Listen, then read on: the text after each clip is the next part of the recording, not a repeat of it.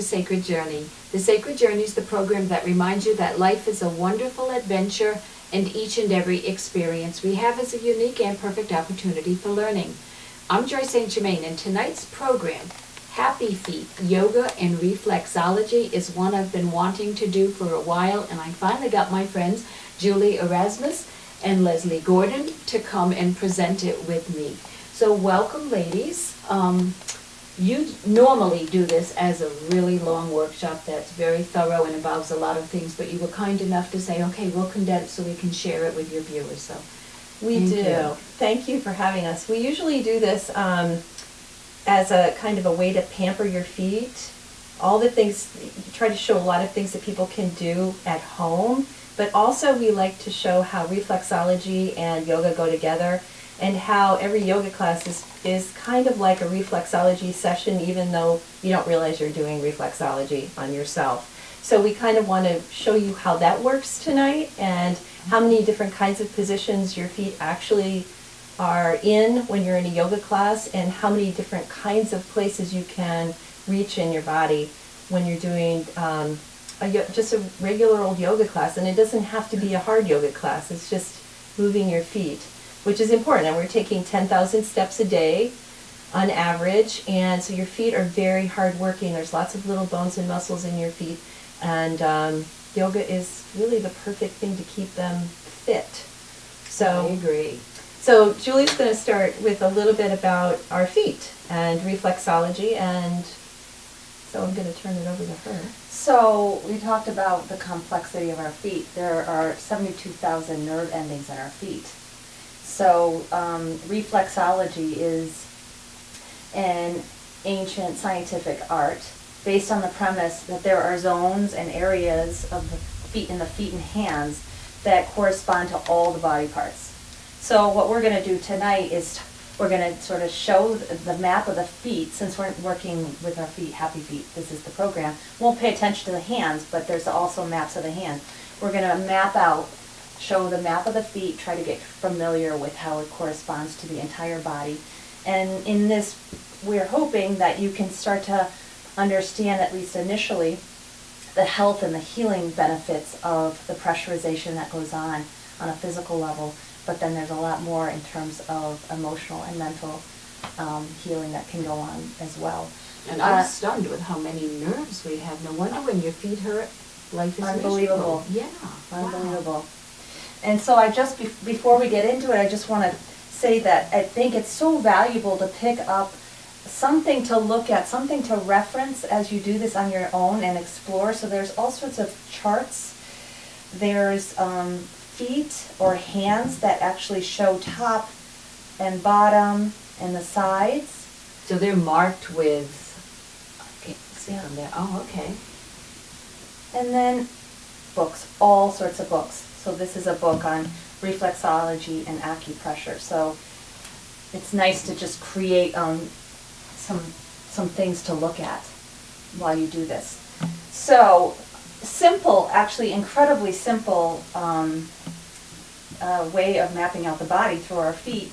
The right foot corresponds with the entire right side of the body, the left foot to the entire left side of the body. The top of the feet for the top of the body, the bottom for the base of the body. Now, do you mean top, bottom, or top, bottom? The top, so if it's, this would be the top, the toes, Okay. so this would be the head. All right. And then this would be where the feet would be, actually, right Okay. at the base. Thank you. Yeah. So we have a little exercise to illustrate that, Yes. literally. So Julie's going to draw on my feet. With a permanent marker, I With see. a permanent marker, so we'll see how long this lasts. And we're going to show you where the different zones of the feet are. Okay. So there's actually 5 vertical zones, starting with the outside of the foot, which would be the outer edge of the body. And then there's zones that draw across, and then the inner zone would be the midline of the body, so the spine. So you can think about this as... So if both of my feet were together, that makes up my whole body. So the spine is in the center. Okay. Shoulders are on the outside. Pretty easy to remember. Hips on the outside. Okay, and then you have these transverse zones, and they deal with kind of breaking down from top to bottom. So you have the head and neckline here. Everything above this would be dealing with the head, the sinuses, the eyes, the ears, the neck.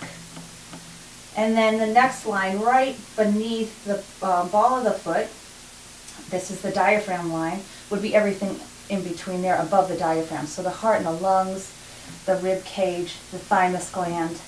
And then you have the waistline here, and everything above the waistline would be dealing with, on the right side, the liver, gallbladder, right kidney. On the left foot would be stomach, spleen, pancreas, left kidney. And then you have the diaphragm line, and here you'll have the colon, the urinary bladder, the reproductive organs, and then down here is everything beneath the pelvic line, which is the legs, the feet, the knees, the sciatic nerve. So it's a really interesting way to just learn, and it's a simple map. It's a very simple format.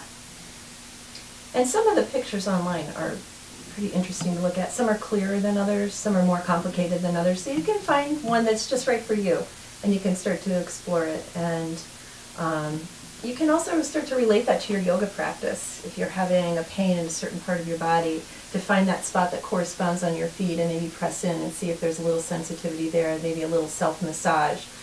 Which brings us to the other pile that we brought here.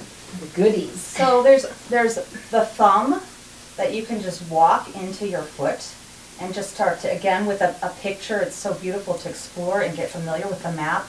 So it's just like thumb walking up and down in each of the zones, and you might find a place that feels like it's crunchy or sensitive as you go a little bit deeper in. Look at your map if it's available and just discover what that might be. So it's a nice way to explore through that. And then there's all sorts of other props that you can use to get into the feet. So stones are a beautiful way to get in a little bit deeper sometimes. Hot stone, could be cool stone. We put the stones in the crock pot for our class, which is really nice. People really love that because, and then you can put it back in. Once they cool off too fast, but put it back in and you've got a hot stone for and you can do that. You could microwave it. You don't put them in water. You just put the stones in the water. Oh, you do put them in water. Okay, that makes sense. And then there's rollers, and you can do this either sitting, or I love to put pressure. You can just roll back and forth sitting or standing here, and you can also use this again to get in to spots. So this would be the neck, this would be the shoulder. So you can start exploring with that. And then we have these balls that you can do standing as well. And then this is used in Thai foot massage, because I also do Thai massage, and there's a lot of footwork in Thai massage. And this is one of their reflexology tools. So it has a narrow end and a fatter end. And there's a bunch of different ones. This isn't the only one that there is, but it allows you to really, get into some of those spots a little bit deeper and in between your toes and really kind of work in, because in yoga class, a lot of times I'll have people interlace their fingers with their toes, which is kind of an awkward thing to do, especially if you've never done it before. So having a tool like this allows you to get in between your toes and stimulate some of those points, because those are some sinus points and things on the tips of the toes they're really challenging to get to in a massage unless somebody else is doing it for you. So there's lots of things that you can utilize. You could probably just make your own even. And I just want to let our viewers know the rumbling you hear in the background is not any of our tummies. It's a wonderful spring thunderstorm. I said thunderstorm happening, which is beautiful background really music. Nice. Really nice. Okay, so what we thought we would do next is just show you, Joyce. We'll let you be our guinea pig. Show you some, even though you know a lot of these postures already, I know, but so if someone's following along at home and wants some things that they can do with their feet, we're going to start doing that. So let me make a little space here, and you and I are going to stand up, and we're going to start with what we call a half sun salutation, which is basically just going to get us moving a little bit of a warm-up. But the first thing that you want to think about in a yoga class when you're doing a standing posture is your feet, because that's your foundation. So I don't know how many people actually pay attention to their feet ever, unless they're in a yoga class. I really am not sure, because I've done yoga for so long that I think about my feet a lot. Sometimes, I think that a lot of times people think about their feet when they don't feel good, and like you said earlier. And but in a yoga class, we're very careful and detailed about the feet, because your feet is the connection to the earth. So how you start the foundation of your posture is important, because it translates up through all of the other joints of your body, right? Everything's connected to everything else. So I want to make sure that when I'm standing, first of all, I'm going to find the four corners of my feet. And yoga, we identify that as either side of the heel and either side of the ball of the foot. So if you can visualize those 4 points on your foot, we're going to let our feet be parallel to each other. And because a lot of people don't have a straight first toe, big toe, we gear off that second toe. So letting your second toes be parallel to the edges of your mat is where we're going there. And then we're going to think about lifting up the arches, right? So the easiest way to think about lifting your arches is to lift up your toes. And instantly that will take your arches up to a new place. You probably felt that. Now the challenge is to release your toes but keep the arches lifted, which is a real challenge. And then you're going to think about your knees, because your knees have probably hyperextended. Yep. Right. Okay, so soften up your knees a little bit and see if you can keep that firmness through your feet. So the challenge here for our half sun salutation is to be able to keep that firmness through our feet, and think about the energy of the earth coming up into you. So we're being energized by the earth as we start our sun salutation. So we'll bring our hands together in front of the heart, and we'll inhale, reach the arms up and overhead, and exhale, let's fold ourselves in half, but keep the knees a little bit soft. We're going to look down at our toes or back through our legs. Come halfway up, take a breath, and exhale, fall back to your legs. Feel your feet underneath you. Inhale, reach up. You've still got that nice strong foundation, and we'll exhale, hands to the heart. Now, if I was teaching a class, I would do several of those just to get our shoulder joints warmed up, to practice being on the four corners of our feet, etc. But we don't have a lot of time, so we're going to move quickly into what's next, and that is tree pose, which is a balance. So you don't have to do tree pose if you're balancing at home. You can do any posture that puts you on one foot. You don't even have to stand in the middle of the room. You can hold on to a chair, you can hold on to the wall. The idea is to get your foot going like this, right? So you stand up on your foot, and even if I put my big toe on the floor, my other big toe on the floor, my left foot is still trying to keep me standing, right? If I'm going to tree pose, I can either bring my foot to my lower leg, or I can bring it all the way up into my inner thigh. I'm going to lift up so that my shoulders are back, my ears over my shoulders. We're going to start here, taking a breath. I can feel a lot of Woo! movement. That's because trees go like this. But what that does is it allows us to move our foot, our ankle, our calf, our lower leg. You feel it working. And that creates strength, right? So let's bloom into some sort of a tree, your choice. Does it help to do it on a floor? I don't usually do it on a mat. I usually do it on a hard floor, or is that just my imagination that it's a little easier? No, it's not your imagination. It's easier to do on a hardwood floor. It's easier to do on no mat. I usually step off my mat when I'm doing tree pose, Yeah, I do or any too. balancing posture. But like I said, we've got chairs sitting around. You've got the wall you can hang on. You can always grab a little support. It is not a sign of weakness, okay? Because what are we trying to do here? We're trying to move our foot. We're trying to get our muscles to work. We're trying to keep our foot supple, right? So who cares if you have to hold on? It's no big deal. Hold on. Okay, so the next thing we're going to do is we're going to fold forward. And if I'm in a folded forward position and my hands actually reach my feet, which is not a reality for some people, I understand. This is an opportunity for a little self-massage into the tops of your feet, into the lymph system, right? So the tops of our feet, lymphatic drainage, get the lymph flowing through your body. You can get into your ears and eyes again. The things that are above that line that takes us into the head, into the neck, we can massage the insides of the toes, right? So you're way up there in the neck.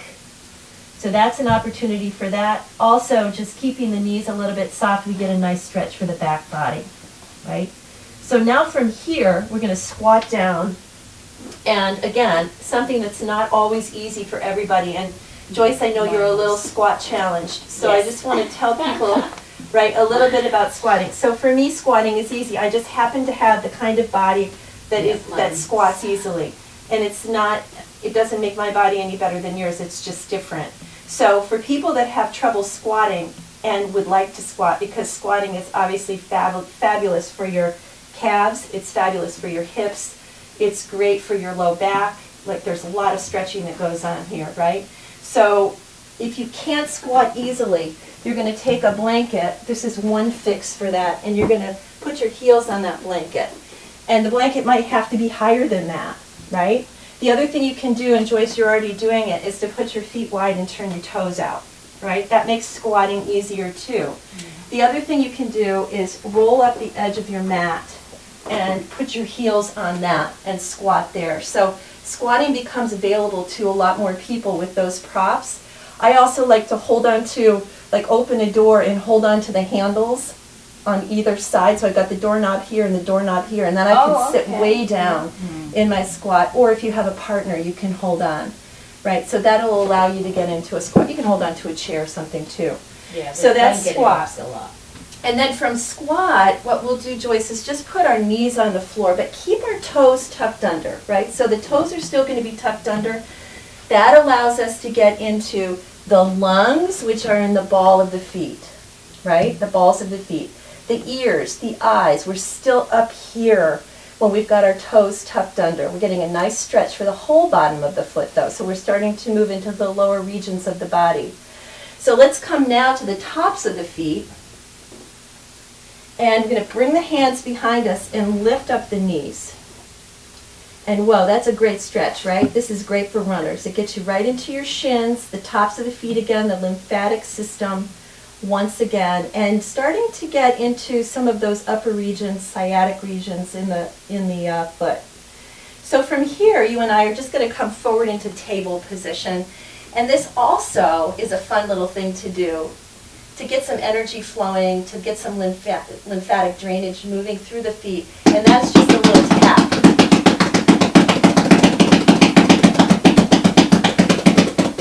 And you can, when you stop that, you can feel that energy flowing right into your feet.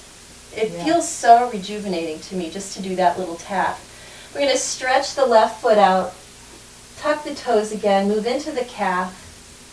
Right, so that's a nice stretch for the calf. We're getting into some sciatic issues here, sciatic places in the calf. We're going to take a couple breaths. One of the things that we're doing throughout this whole thing when we're doing yoga postures is breathing. This program isn't about breathing, but I should mention that. And then Julie is going to take over from here. So I'm going to leave my place on the mat. She's going to guide you a little bit further through some other stretches.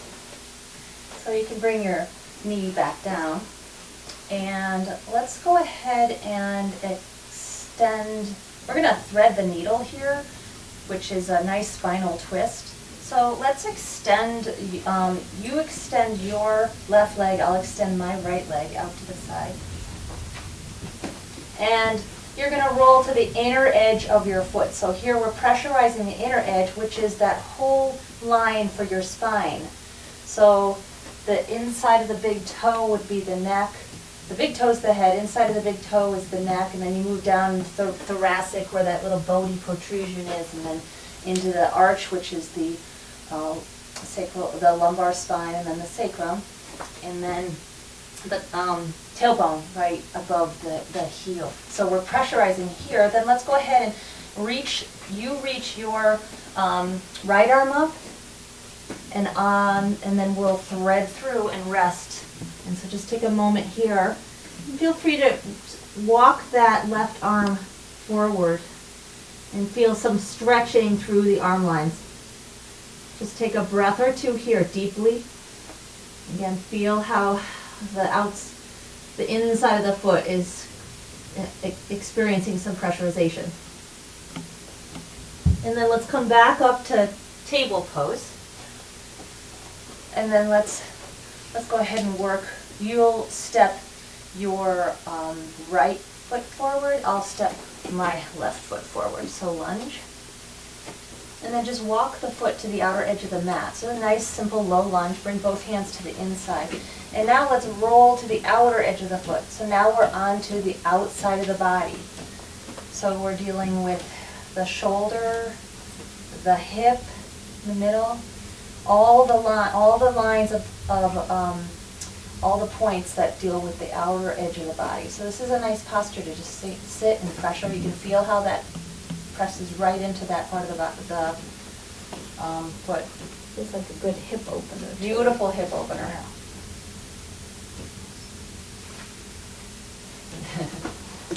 And then let's go ahead and bring that leg back and make our way into downward facing dog, a very famous yoga pose. Let your body. This is a beautiful posture to feel how you're pressurizing into your hands as well. So the hands, the reflexology, the hands and the feet.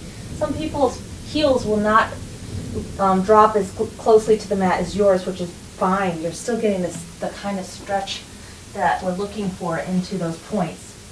And then let's go ahead and just take the right foot and either cross it to the outside, or if you can, hook the big toe and the first toe on the back side of the foot, and then press the heel down. So we're working into the reproductive organs that are around the ankles, and again the hips, sciatic nerve that runs around, and then up the stretch through the Achilles. Let's just cross to the other side and do the other foot. Draw the heel down.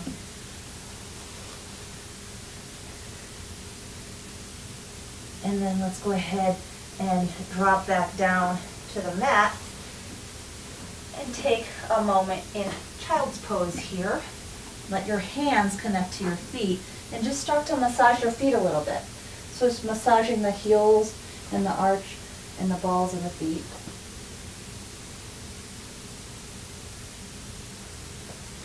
And although the viewers probably can't see this, this is such a nice pose for somebody if they like to give you a little lovin', kind of gently step on the soles of the feet and just give your back a little yummy massage.